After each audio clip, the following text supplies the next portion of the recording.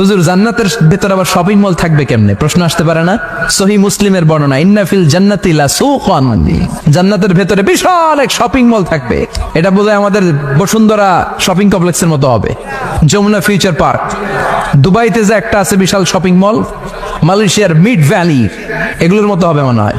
কত বিশাল যে shopping mall হবে। সহিহ মুসলিমের বর্ণনা, প্রতি শুক্রবারে সব জায়গা থেকে বন বন করে মৌমাছির মতো জান্নাতীরা ওই শপিং মলে শপিং করতে আসবে।